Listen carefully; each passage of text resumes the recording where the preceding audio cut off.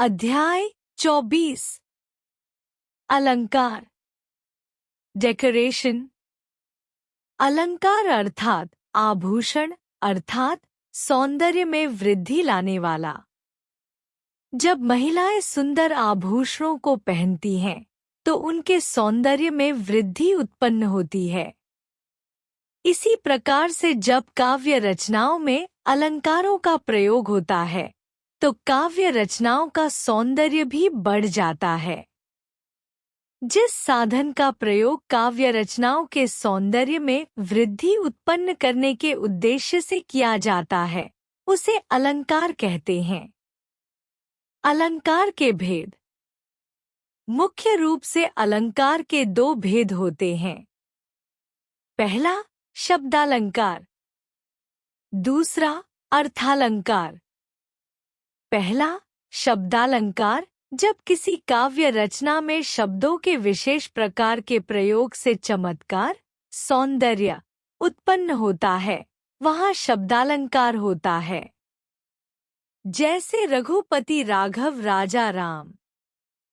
तनिक हिलती तैरती ताल में तरुणिया। उपयुक्त पंक्तियों में क्रमशः र तथा त वर्ण की आवृत्ति से सौंदर्य उत्पन्न हुआ है। इसी कारण से यहाँ शब्दालंकार है। शब्दालंकार के प्रकार। शब्दालंकार मुख्य रूप से 3 प्रकार के होते हैं। पहला अनुप्रास अलंकार, दूसरा यमक अलंकार, तीसरा श्लेष अलंकार। अनुप्रास अलंकार जब किसी काव्य रचना में एक ही प्रकार की ध्वनियों वर्णों अथवा अक्षरों की पुनरावृत्ति होती है वहाँ अनुप्रास अलंकार होता है। जैसे कल कानन कुंडल मोरपखा और पै बनमाल बिराजती है। यमक अलंकार जब किसी काव्य रचना में किसी एक शब्द का एक से अधिक बार प्रयोग हो तथा प्रत्येक बार उसका अर्थ भिन्न भिन्न हो वहाँ यमक अलंकार होता है। जैसे कनक कनक ते 100 गुनी मादकता अधिकाय। उपयुक्त पंक्ति में 2 बार कनक शब्द का प्रयोग हुआ है। पहले कनक शब्द का अर्थ है सोना तथा दूसरे कनक शब्द का अर्थ है धतूरा जो एक नशीला पदार्थ होता है। अतः इस पंक्ति का अर्थ है कि सोने में धतूरे से 100 गुना अधिक मादकता होती है। इस कारण यहाँ यमक अलंकार है।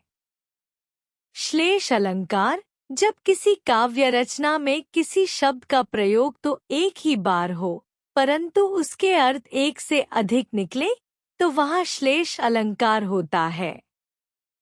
जैसे रहीमन पानी राखिए बिन पानी सब सून। पानी गए न उबरे मोती मानुस चून।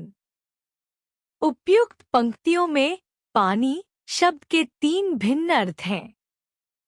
क मोती के लिए चमक, ख मनुष्य के लिए सम्मान, ग चूने के लिए जल। इस कारण यहाँ श्लेष अलंकार है। दूसरा अर्थालंकार जब किसी काव्य रचना में अर्थ के कारण विशेष सौंदर्य की उत्पत्ति होती है तो वहाँ अर्थालंकार होता है।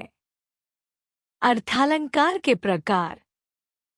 अर्थालंकार मुख्य रूप से 5 प्रकार के होते हैं। पहला उपमा अलंकार, दूसरा रूपक अलंकार, तीसरा उत्प्रेक्षा अलंकार, चौथा अतिशयोक्ति अलंकार, पांचवा अन्योक्ति अलंकार। उपमा अलंकार जब किसी काव्य रचना में किसी व्यक्ति या वस्तु आदि के रूप गुण स्वभाव स्थिति आदि की तुलना किसी अन्य व्यक्ति या वस्तु के साथ की जाती है तो वहाँ उपमा अलंकार होता है। जैसे पीपर पात सरिस मन डोला। उपयुक्त पंक्ति में मन के डोलने की तुलना पीपल के पत्ते के हिलने से की गई है। इस कारण यहाँ यमक अलंकार है। रूपक अलंकार जब किसी काव्य रचना में गुणों की समानता को प्रकट करने के लिए दोनों वस्तुओं को अभिन्न मान लिया जाता है, वहाँ रूपक अलंकार होता है। जैसे चरणकमल बंदो हरिराई। उपयुक्त पंक्ति में चरणकमल में चरणों को कमल के रूप में मान लिया गया है, इस कारण यहाँ रूपक अलंकार है। उत्प्रेक्षा अलंकार जब किसी काव्य रचना में उपमेय, प्रस्तुत में उपमान, अप्रस्तुत की संभावना दर्शाई जाती है, तो वहाँ उत्प्रेक्षा अलंकार होता है। जैसे उस काल मारे क्रोध के तनु कांपने उनका लगा, मानो हवा के वेग से सोता हुआ सागर जगा।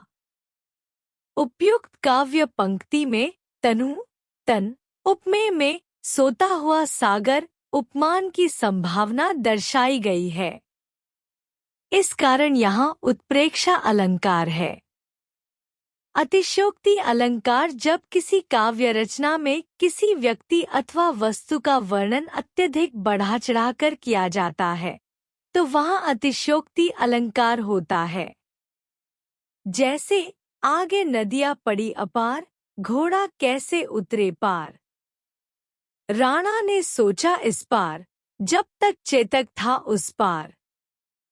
उपयुक्त काव्य पंक्ति में राणा प्रताप के कुछ उपाय सोचने से पूर्ण ही उनके घोड़े द्वारा अपार नदी को पार कर जाने का वर्णन है, इस कारण यहाँ अतिशयोक्ति अलंकार है।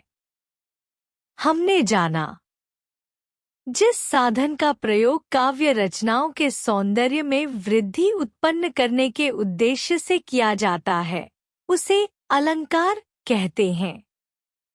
अलंकार के दो भेद होते हैं, शब्दालंकार तथा अर्थालंकार। शब्दालंकार मुख्य रूप से तीन प्रकार के होते हैं, अनुप्रास अलंकार, यमक अलंकार तथा श्लेष अलंकार। जब किसी काव्य रचना में ध्वनियों, वर्णों अथवा अक्षरों की पुनरावृत्ति होती है, वहाँ अनुप्रास अलंकार होता है।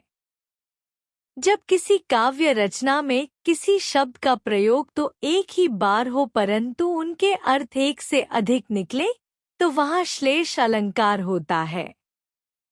अर्थालंकार 5 प्रकार के होते हैं, उपमा अलंकार, रूपक अलंकार, उत्प्रेक्षा अलंकार, अतिशयोक्ति अलंकार तथा अन्योक्ति अलंकार।